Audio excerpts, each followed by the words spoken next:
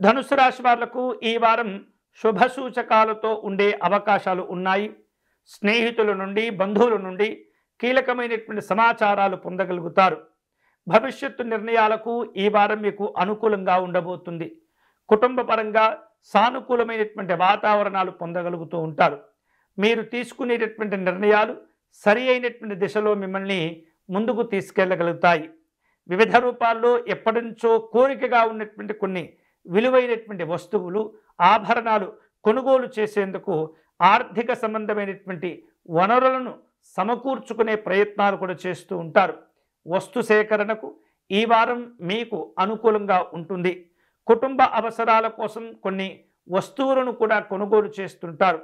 సౌకర్యాలను మెరుగుపరుచుకునే ప్రయత్నాలు చేస్తుంటారు. ఆర్థికపరమైనటువంటి స్థిరత్వాన్ని సాధించుకోగలుగుతారు. కష్టపడి పనిచేసి మంచి లాభాలతో కూడినటువంటి ప్రయోజనాలు పొందుతూ ఉంటారు. వ్యాపారవేత్తలకు ఈ వారం లాభదాయకంగా ఉంటుంది. మీ భవిష్యత్తు అవసరాల దృష్ట్యా కొన్ని ఒప్పందాలు కూడా కుదుర్చుకోగలుగుతారు. ఉద్యోగంలో నూతనమైనటువంటి బాధ్యతలు చేపట్టే అవకాశాలు కనిపిస్తున్నాయి. మీరు కష్టించేటటువంటి తత్వాన్ని అలవర్చుకోగలుగుతారు. మీ యొక్క కష్టపడేటటువంటి విధానం వలన ఉన్నతాధికారులు సంతోషించి కొన్ని పదోన్నతులు కూడా మీకు అనుగ్రహించేటటువంటి అవకాశాలు ఉన్నాయి.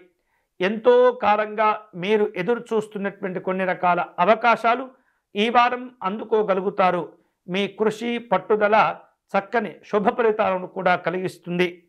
స్నేహితులు, కుటుంబ సభ్యుల యొక్క ప్రోత్సాహము ఈ వారం కొన్ని గొప్ప గొప్ప కార్యక్రమాల్లో చేపట్టే అవకాశాలు ఉన్నాయి.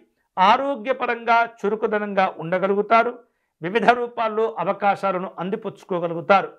మొత్తం మీద చూసినట్లయితే ఈ వారం ధనుస్సు రాశి వారికి అనుకూలము, ఆశాజనకంగా ఉండేటటువంటి పరిస్థితి కనిపిస్తుంది. మంచి శుభకరమైనటువంటి ఫలితాలు పొందే క్రమంలో పార్వతీ అమ్మవారిని ఈ వారం పూజిస్తూ ఉండాలి.